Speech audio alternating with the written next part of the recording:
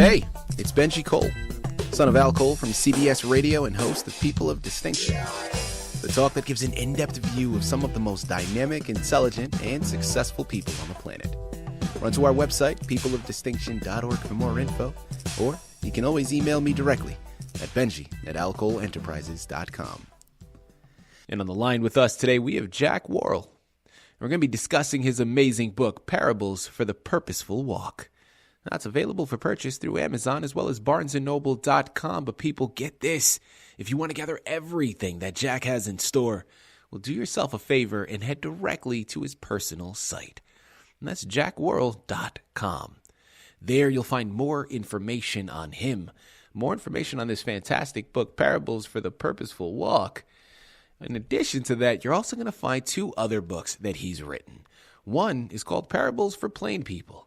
The next, More Parables for Plain People, Observations of Fufu the Wise, all of which are available for purchase through this site. You'll find hyperlinks there set up to take you to those purchasing pages. So head on over there. I'm telling you, it's a one-stop shop, jackworrill.com.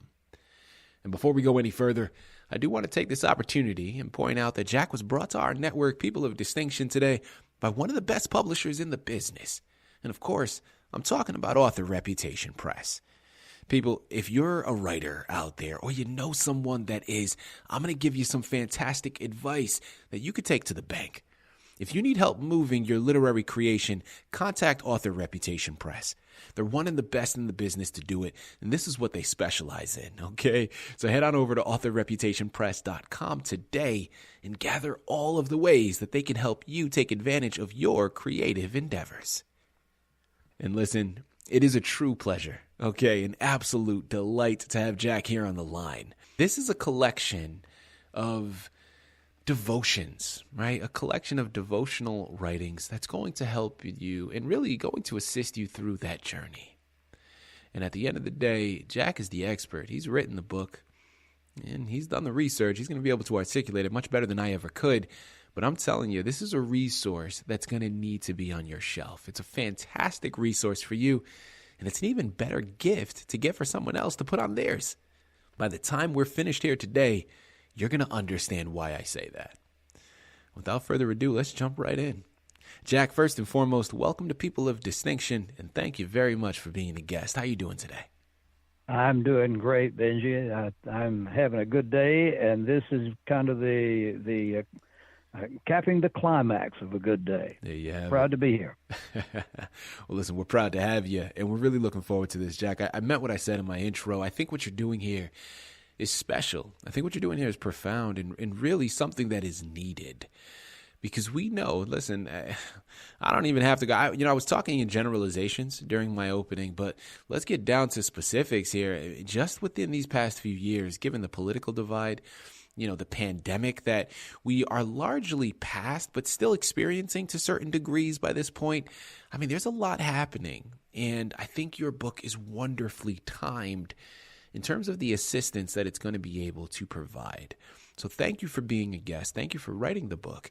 And before we go into the words that are on those pages, Jack, start by telling us a little bit more about your background. About 86 years ago, I was born in Atlanta, Georgia. I spent 35 years in the printing direct mail advertising business.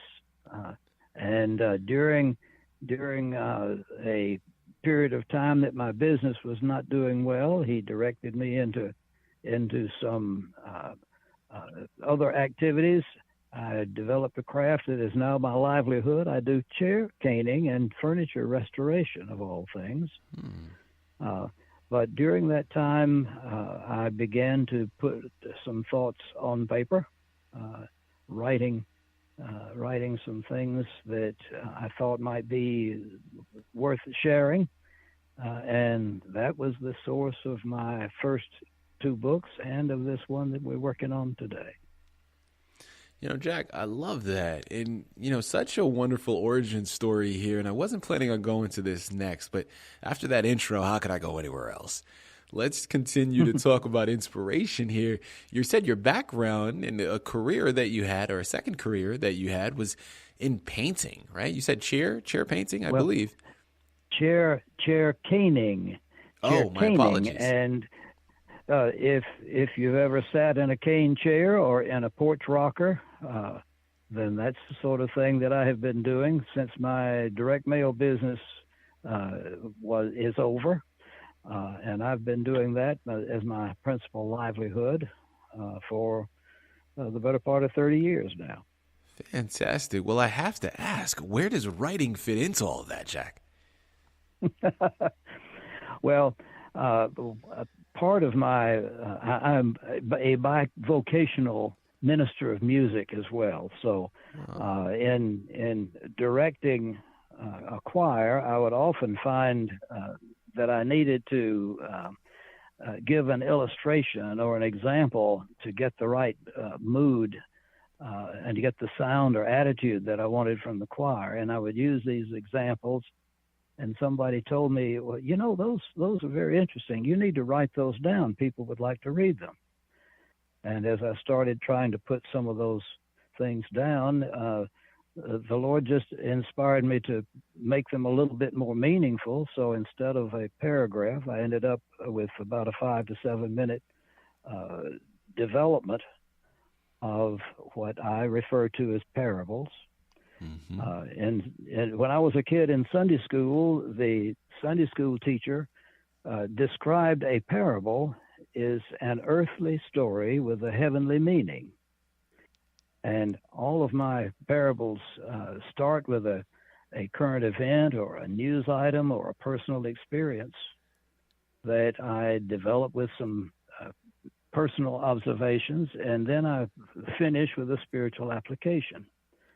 And those seem to be just right to collect and put into a book. And so the first one that I had was Parables for Plain People, ordinary people, just plain folks, not designed for the high, deep intellects. It's not supposed to be classic literature, but just for ordinary folks.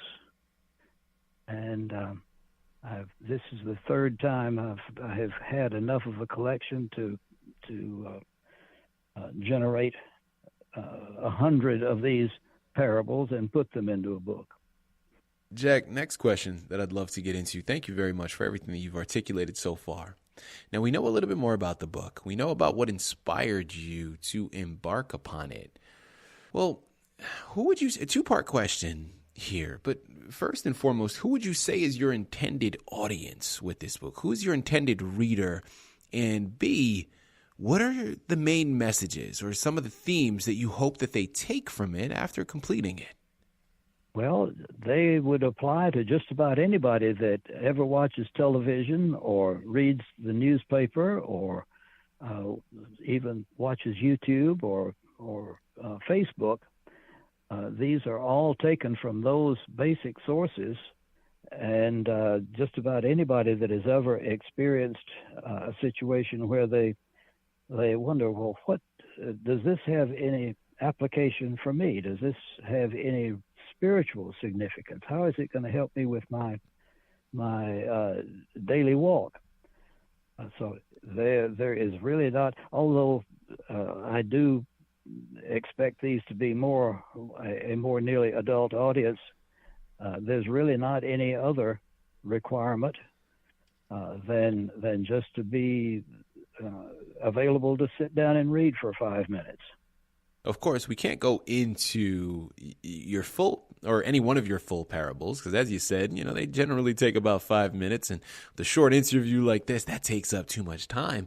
But Jack, could you go into maybe one of your parables in terms of a description? And, maybe if there's a favorite one or one that you generally lean more towards, can you go into a little bit more of a description for that, please? Well, I think the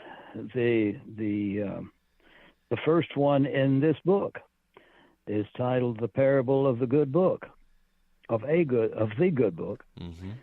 And it is, it started with a bumper sticker that I saw not too long ago that said, "Have you read any good book lately?" Now, you've heard people say, "Have you read any good books lately?" but this was Good Book with capital G and capital B, and their reference was the Bible. Yeah.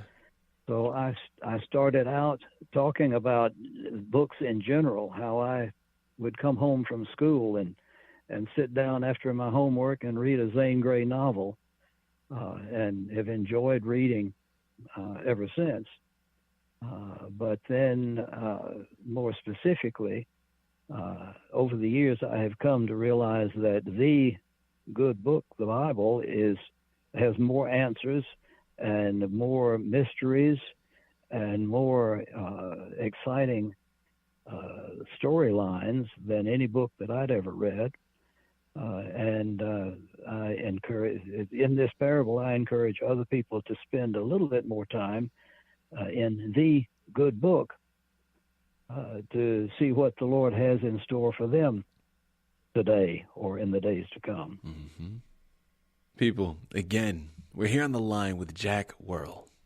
We're discussing his amazing book, Parables for the Purposeful Walk. Available for purchase through Amazon, BarnesandNoble.com, but make sure to check out his personal site, jackworrill.com, today and gather everything that he has in store. You know, Jack, curiosity for myself with this next one, but what would you say was a highlight for you? Or if not a highlight, maybe something that surprised you during this writing journey that you weren't anticipating before you began?